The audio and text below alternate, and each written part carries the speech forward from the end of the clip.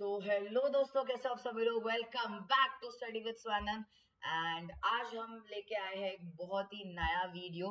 And ये need of the hour है क्योंकि बहुत लोग मुझे स्कूल में इसके बारे में पूछ रहे थे। तो सबसे पहले मैं बता देता हूँ कि आई नो बहुत टाइम लग चुका है वीडियो आने में, क्योंकि हम कुछ स्पेशल प्लान कर रहे थे एक कमबैक करने का, बट बीच में एग्जाम्स आ गई एंड मैं बीमार भी पड़ गया था, इसलिए उन वीडियोस को थोड़ा टाइम लग गया। तो वो कुछ दिनों में जरूर आ जाएंगी। तो सबसे पहले बढ़ते हैं आज के टॉपिक पर, जो कि है बैकलॉग्स। तो बैकलॉग्स एक ऐसा शब्द है दोस्तों जो कि टीनेजर की लाइफ में धमाल मचा देता है, धमाल या हाहाकार मचा देता है। एंड इस शब्द से ना सब लोग परेशान है आजकल स्कूल में। एंड मुझे पूछते रहते हैं, स्वानंद तू इतनी सारी चीजें कैसे कर लेता है, तेरा बैकलॉग कभी कैसे नहीं हुआ, सारे सब असाइनमेंट वगैरह तो टाइम पे सबमिट करता है एंड यूट्यूब चैनल भी चला लेता है। तो आज देखते हैं कि मैं ये सारी चीजें एक साथ कैसे कर पाता हूँ। मैं अपना रिकमेंडेशन आप सबको देने वाला हूँ। तो चलते हैं फिर अपनी स्क्रीन के ऊपर एंड देखते हैं कि आज हम क्या सीखने वाले हैं। तो हमारी स्क्रीन आ चुकी है, आपने टाइटल इधर पढ़ लिया होगा, the 5P strategy to eliminate backlogs.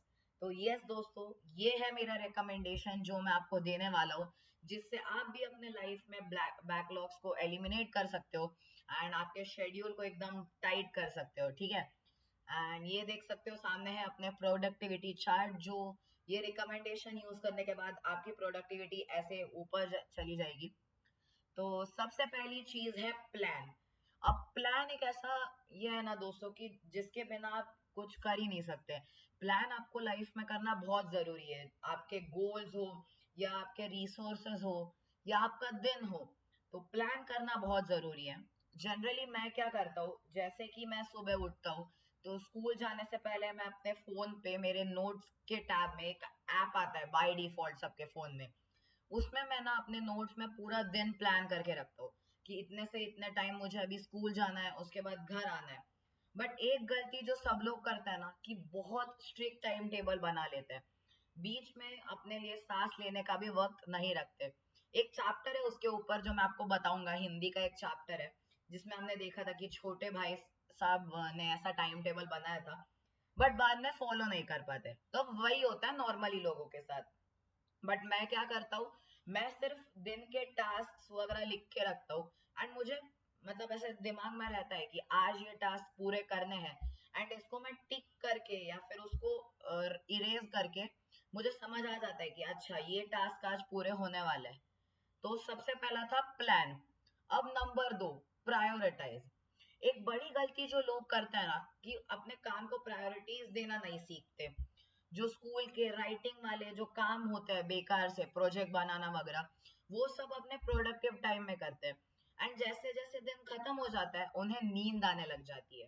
तो अब नींद में वो अपनी सेल्फ स्टडी, रिविजन, टेस्ट के लिए प्रिपरेशन ये सब नहीं कर पाते एंड उनके मार्क्स कम आ जाते हैं। यही अगर वो अपनी स्ट्रैटेजी थोड़ी सी चेंज करें और अपने प्रोडक्टिव समय में अपना टाइम रिवीजन करने में या जो स्कूल में सिखाया गया है उसको एक्टिव रिकॉल करने में यूज करें, एंड जब उन्हें नींद आ रही हो तब अपना जो बेकार का काम है जैसे लिखना है, प्रोजेक्ट बनाना है, तो वो सब करें तो उनकी लाइफ बहुत बेटर हो सकती है, ठीक है। एंड नंबर 3 है परफॉर्म।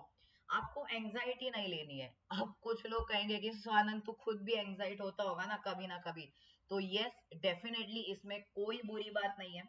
मैं भी मतलब हर एग्जाम से पहले मैं एंजाइटी में होता हूँ। मैं मानता हूँ मैं भी कोई गॉड पर्सन नहीं हूँ, मैं होता हूँ टेंशन में एंड मुझे भी स्ट्रेस होता है, कभी कभी मेरा मूड चिड़चिड़ा हो जाता है। तो मैं हेडफोन लगाता हूँ एंड गाने सुनता हूँ। जो मेरा स्ट्रेस भगाने का तरीका है वो एक्चुअली या तो गाने सुनना है या तुम अपने दोस्तों के साथ बात कर सकते हो जिससे तुम्हारा मन शांत हो जाता है। तो ये कुछ तरीके हैं जो अपने स्ट्रेस को कम करने के लिए कर सकते हो। इससे क्या होगा, तुम्हारा माइंड स्टेबल हो जाएगा एंड तुम्हारा जो परफॉर्मेंस है, तुम जब टेस्ट लिखने जाओगे या फिर तुम कोई क्वेश्चंस अटेम्प्ट करोगे, तो वो परफॉर्मेंस तुम्हारा बेटर हो जाएगा। एंड बाय परफॉर्म मेरा मतलब सिर्फ टेस्ट नहीं है, किसी भी टेस्ट से पहले एग्जाम के क्वेश्चंस को, भले ही वो एमसीक्यूज हो, असर्शन रीजन हो, क्वेश्चन आंसर्स हो, उन्हें प्रैक्टिस करना बहुत ज्यादा जरूरी है। अगर हम उन्हें प्रैक्टिस नहीं करते ना, तो हमें टाइप ऑफ क्वेश्चंस की प्रैक्टिस कम हो जाती है एंड फिर हम एग्जाम में जाके गड़बड़ करते हैं, जो कि हमारे मार्क्स फिर कम हो जाते हैं एंड इंटरनल्स में प्रॉब्लम होता है। Number 4, practicality. अब ये मेरा सबसे ज्यादा स्ट्रॉन्ग रिकमेंडेशन है कि दोस्तों प्रैक्टिकल होना सीखो। तुम कोई भगवान नहीं हो ना, तुम क्या बोलते हो कि देश में सबसे ऐसे फर्स्ट आने वाले हो। तुम्हें इच्छा रखनी है फर्स्ट आने की, very well and good, high aim होना ही चाहिए, बट तुम्हें प्रैक्टिकली भी कभी कभी सोचना पड़ता है कि तुम्हारी बॉडी की केपेबिलिटी कितनी है, तुम्हारा दिन का एनर्जी एक्सपेंडिचर कितना है, एंड जो हमने प्रायोरिटीज में किया था वही प्रायोरिटीज ध्यान में रखकर तुम कितनी चीजें एक दिन में कर सकते हो वो तुम्हें देखना पड़ेगा। एंड अगर तुम नहीं कर पा रहे हो तो थोड़ा सा कॉम्प्रोमाइज तुम्हें अपनी बाकी की टास्क में, इधर उधर के जो मिसलेनियस टास्क होते हैं अपने सोना खाना, washroom time, skin care, gym time etcetera, उसमें से निकाल के तुम्हें पढ़ाई के लिए डालना पड़ेगा।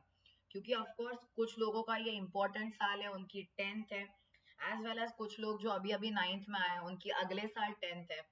तो ये हैबिट अभी से बनाओगे तभी तुम्हें हेल्प होगी आगे जाके। And number 5, last but not the least, preserve.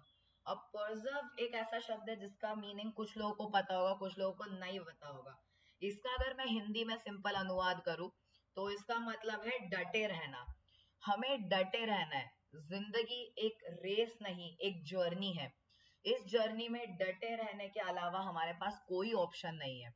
कितनी भी गलतियां करो, कितनी भी अच्छी चीजें करो, एक ना एक पॉइंट ऐसा आता है इंसान की लाइफ में जब उसे आगे जाके परेशानी होती है या एक रुकावट आ जाती है, तब उसे सोचना है, समझना है और उसका हल निकाल के जिंदगी की उस क्या बोलते हैं दौड़ में या उस जर्नी में आगे बढ़ते रहना है। इसलिए डटे रहना भी बहुत जरूरी है। अगर हम हल निकालना ही छोड़ देंगे, सोचना ही छोड़ देंगे एंड खुद पे भरोसा नहीं करेंगे तो हम कैसे फिर बैकलॉग्स एलिमिनेट कर पाएंगे। बैकलॉग कैसा है? बैकलॉग एक पत्थर की तरह है जो हमारे रास्ते के बीच में आता है। उसे अगर हटाना है तो थोड़ी सी मेहनत करनी होगी, डटे रहना होगा, तभी अंत में जाकर सारे बैकलॉग्स हमारे हटेंगे। आई होप आपको ये समझ आ रहा होगा कि मैं ये वीडियो आज का क्यों बना रहा हूँ। थोड़ा सा मोटिवेशन या फिलोसॉफी टाइप लग रहा होगा। आप सब सोच रहे होंगे कि स्वानंद ने इतने दिनों बाद वीडियो बनाए एंड ऐसा फिलोसॉफिकल वीडियो, तो आई नो ये जरूरी था। ठीक है, ये वीडियो बनाना बहुत जरूरी था क्योंकि आजकल स्कूल में बहुत लोग मुझसे पूछ रहे थे मेरे टाइम टेबल वगैरह के बारे में। तो इसलिए इसके नेक्स्ट सेगमेंट में जाते हैं एंड स्टोरी टाइम सेगमेंट, जिसमें मैं आपको बताऊंगा कि मेरी लाइफ में मैंने ये कैसे मैनेज किया एंड मैं ये भी बताऊंगा कि मैं इतने दिन इनएक्टिव क्यों था। तो चलते हैं फिर स्टोरी टाइम सेगमेंट के अंदर। एंड हेलो हेलो हेलो, आ चुके हैं हम स्टोरी टाइम सेगमेंट के अंदर एंड हमारी सामने एक न्यू स्क्रीन आ चुकी है। तो सबसे पहले बताता हूँ कि मैंने अपनी लाइफ में ये टाइम मैनेजमेंट कैसे मैनेज किया। मेरा डे का शेड्यूल मैं आप सबको बता देता हूँ क्योंकि मैं भी क्लासेस जाता हूँ सेम आप लोगों की तरह। सुबह मैं 6 बजे उठता हूँ, रेडी होता हूँ, 7 o'clock को स्कूल पहुंच जाता हूँ, मेरी स्कूल चालू हो जाती है एंड सबकी तरह मैं भी 1 बजे स्कूल से छूटता हूँ, घर पे आता हूँ। घर आके ऑनेस्टली मैं कुछ नहीं करता, मैं पूरा पसर जाता हूँ, लेट जाता हूँ, मैं फ्रेश व्रेश होता हूँ, चेंज करता हूँ। 1:30 से 2:30 बजे तक मैं 1 घंटा खाना खाता हूँ टीवी देखते देखते। वो एक ही टाइम है, ठीक है, मैं टीवी देखना एक तो रात के खाने में प्रेफर करता हूँ, एक तो दोपहर के खाने में। तो खाते खाते टीवी देखता हूँ। टीवी देखने के बाद जो भी मेरा कोचिंग का होमवर्क है सबसे पहले वो फटाफट खत्म करता हूँ एंड 3 3 सवा 3 बजे मैं निकल जाता हूँ कोचिंग के लिए। एंड फिर मेरी कोचिंग स्टार्ट होती है जो कि खत्म होती है लाइक मैं खत्म होती है 8 बजे, मुझे घर आने में आधा घंटा लगता है। तो 8:30 पकड़ लो, मैं घर पे आता हूँ। घर पे आने के बाद मैं फ्रेश फ्रेश होता हूँ वापस एंड मम्मी खाना लगा देती है तो रात को खाना खाता हूँ। एंड फिर जो मेरे पास टाइम बचता है जो कि है 9:15 9:30 से मैं सोने तक का, यानी मैं 11 बजे 11:30 बजे सोता हूँ, कभी कभी लेट हो जाता है नॉर्मली, ठीक है। तो सबसे पहले मैं अपने जैसे मैं आपको बताया प्रायोरिटीज वाले टास्क यानी रिवीजन, एक्टिव रिकॉल, इस पे ज्यादा ध्यान देता हूँ। उसके बाद जो बाकी का जब नींद आने लगती है मुझे तब मैं लिखने वाले काम उठाता हूँ। क्यों? इसका कारण ये है कि मुझे पता है अगर मैंने लिखने वाले काम पूरे नहीं किए तो अगले दिन या तो सब मेरा मजाक उड़ाएंगे या तो मेरी जो अच्छी इमेज है टीचर्स के सामने वो कम हो जाएगी। तो इसलिए वो काम मैं एंड में उठाता हूँ ताकि मैं आलस करके उन्हें मतलब छोड़ ना दूं एंड कंप्लीट करूँ। तो इसके साथ साथ मेरे पास भी हार्डली पढ़ने के लिए 2-3 घंटे रहता है। लोगों को लगता है बहुत पढ़ता हूँ मैं, रोज पढ़ता हूँ। कभी कभी ना दोस्तों, सच बताओ, प्रोक्रेस्टिनेट करके मैं भी छोड़ देता हूँ। बट उसका मतलब ये नहीं कि मैं स्कूल के काम स्किप करता हूँ। जब मैं प्रोक्रेस्टिनेट करता हूँ तब मैं क्या बोलते हैं, रिविजन वाले काम छोड़ता हूँ। फिर उस टाइम पे मुझे एग्जाम के वक्त मुझे स्ट्रेस इसलिए होता है क्योंकि मैं एग्जाम के 2-3 दिन पहले रिवाइज करता हूँ। ये नॉर्मल कहानी है, ये सबके साथ होता है, ना कि सिर्फ मेरे साथ। तो इससे हमें क्या सीखना है कि अपने दिन के काम हमें प्रायोरिटाइज करना सीखना होगा। शेड्यूल एकदम टाइट नहीं बनाना है, खुद के लिए ब्रीदिंग स्पेस रखना है ताकि आपकी मेंटल हेल्थ स्ट्रांग रहे, आपको किसी की जरूरत ना पड़े, आप एकदम आराम से अपने सारे काम टाइम टू टाइम कर सको। ठीक है? एंड आपके भी रिजल्ट्स इम्प्रूव हो, आपके माँ बाप को आप प्राउड कर सको। ठीक है? एंड हमेशा से हंसते खेलते रह सको। ओके, अब आते हैं मैं इतने दिन इनएक्टिव क्यों था। तो यस, मेरी बीच में PA1 एग्जाम्स हुई। ठीक है?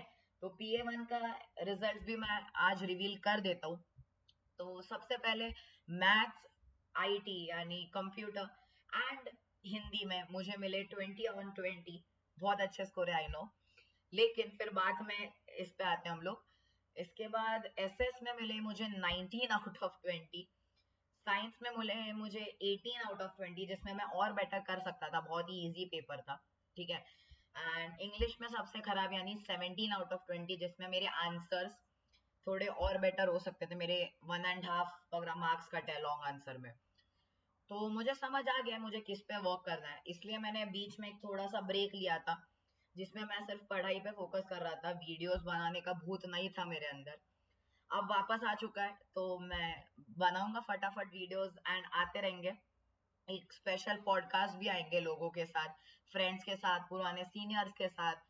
उसके बाद अगले वीडियोस में क्या बोलते हैं, NCERT strategy plus notes making strategy आएगी, फिजिक्स वाला का मॉड्यूल रिव्यू आएगा, डे इन माय लाइफ आएगा, बहुत कुछ आएगा। फिर बीच में मैं बीमार पड़ गया था। ठीक है? और बीमार मतलब मैं एक दिन, मतलब एक हफ्ता, एक दिन भी नहीं, एक हफ्ता में बीमार पड़ा था। तो उसकी वजह से भी मैं बीमार, लाइक वीडियोस नहीं बना पाया, ऑफ कोर्स बीमार था मैं। हाँ, थक गया दोस्तों, बोलते बोलते बहुत टाइम बाद वीडियो बना रहा हूँ।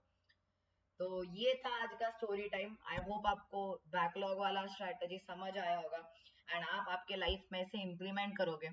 अगर आपको ये स्ट्रेटजी पसंद आया एंड आप इसे इम्प्लीमेंट करना चाहते हो तो कमेंट में बस एक बार लिख दो कि बैकलॉग्स को फोड़ देंगे।